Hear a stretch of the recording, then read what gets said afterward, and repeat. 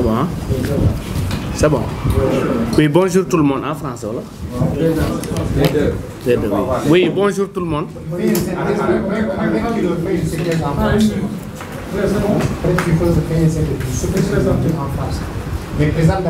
Ah, ok. Oui, bonjour tout le monde. Je m'appelle Dr Mbaye Cissé, je suis le président du réseau de la vallée contre l'accaparement des terres et la dégradation de l'environnement. Nous sommes là aujourd'hui pour vous faire état de la situation de l'accaparement des terres, de la spoliation et de la lapidation à grande échelle au niveau de la vallée du fleuve Sénégal. Vous savez que la vallée du fleuve Sénégal a toujours été considérée comme le grenier du Sénégal depuis la convention de Ndiaou signée entre le BRAC et l'administration coloniale, n'est-ce pas, qui voulait faire en tout cas la vallée du fleuve Sénégal le grenier du Sénégal. Mais jusqu'à présent, depuis des décennies et des décennies, on n'a pas encore réussi en tout cas de faire la vallée du fleuve Sénégal le grenier du Sénégal à cause de l'accaparement à grande échelle des terres de cette zone. Pour l'économie des moyens, nous avons énormément de multinationales et d'agrobusiness dans cette zone qui utilisent à la fois les eaux du lac, mais également qui spolient la terre des communautés. Ne serait-ce que pour la compagnie sucrière sénégalaise, cette multinationale est à 26 000 hectares. Selon son ancien directeur, décédé d'ailleurs Froissart, lors de la maladie du Covid, il avait fait état que la compagnie sucrière sénégalaise exploite 10 000 hectares. Donc les 15 000 hectares sont sous son coude au détriment de la population. En plus, nous avons aussi la Séné-India qui est actuellement en train de spolier la terre en collaboration notoire avec les autorités compétentes et les autorités décentralisées de la police judiciaire qui est là-bas au niveau de la vallée, qui lapide les populations pour s'octroyer, pour s'approprier en tout cas de leur terre cultivable et de leur terre arable. La Swame Agri et Rabi Faki actuellement veut s'approprier des 1700 hectares que l'ancien conseil rural avait octroyé à son père vers les années 80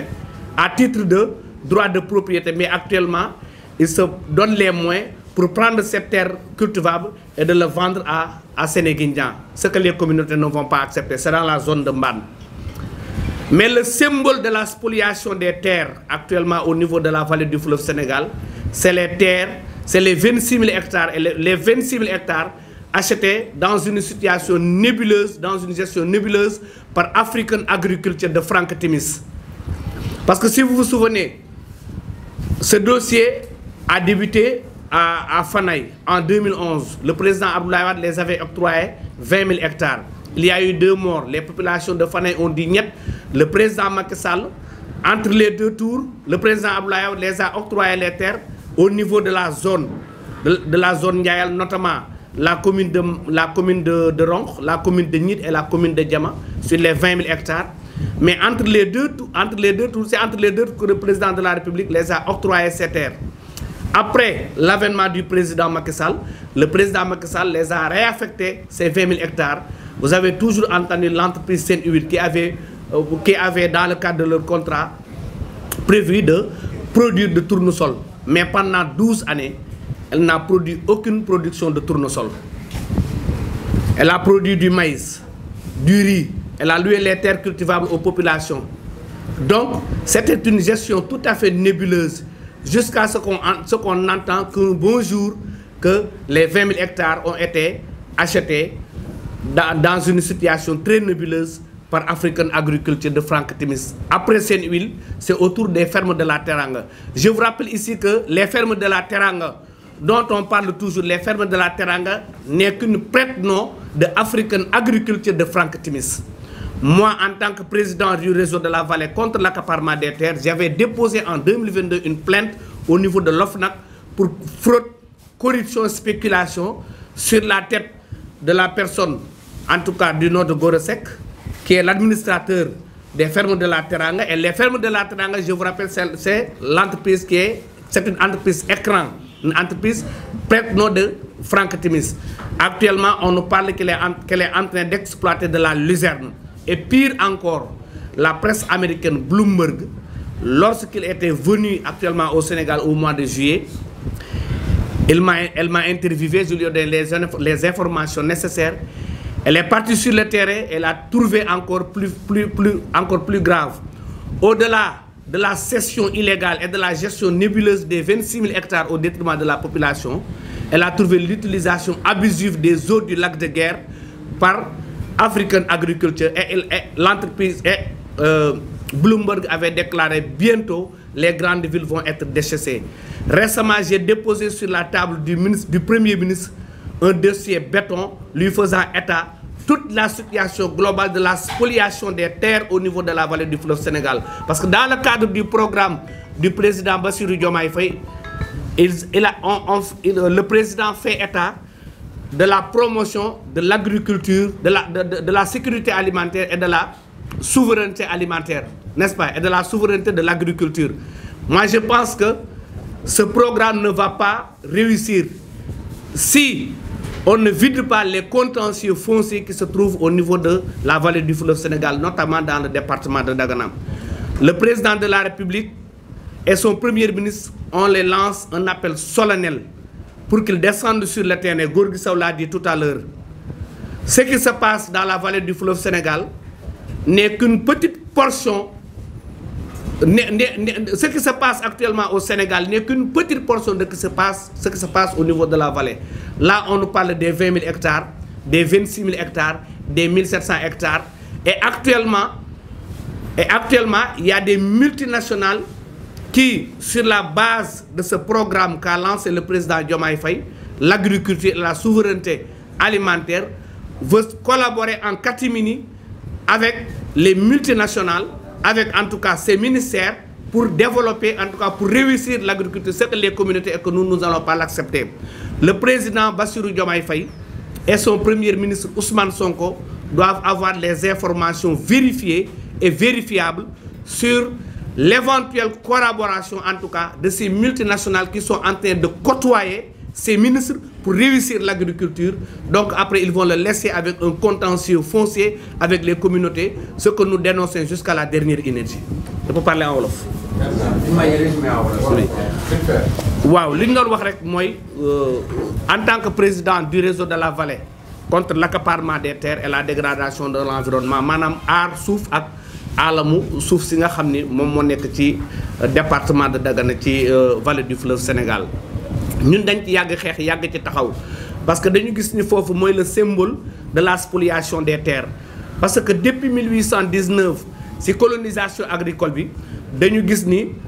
colon bi daf ko teel a considéré comme le grenier du Sénégal. Depuis loolu nag réussirul parce que lancé nañ fi Goana demul, lancé nañ fi vaste programme potentiel d'autosuffisance alimentaire en riz demul. Président Bassirou Diomaye Faye ci programme moom tamit lancé na autosuffisance alimentaire, mais loolu aussi du dem parce que spoliation des terres bi dafa àgg ci niveau boo xam ni daanaka population bi amatuñu benn suuf te ñoom ci seen programme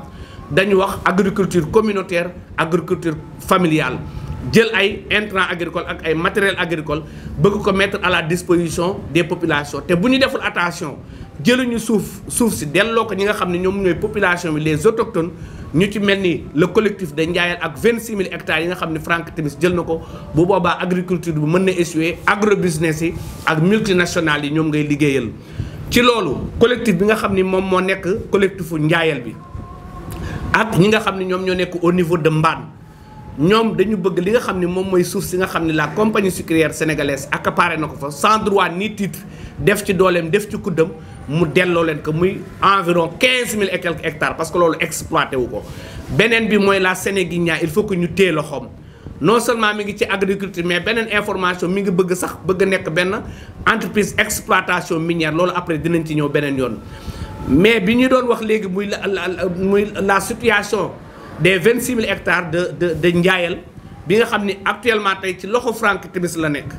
te yaakaar nañ ni ki nga xam ne moom mooy président Bassirou Diomaye Faye ak son premier ministre Ousmane Sonko yaakaaruñu duñu collaborer ak ki nga xam ne moom mooy Franck Timis. donc les fermes de la Teranga bi nga xam ni mi ngi ci ñëw ci ñoom di leen côtoyer pour ñu réussir agriculture, di leen proposer agriculture ak cette multinationale,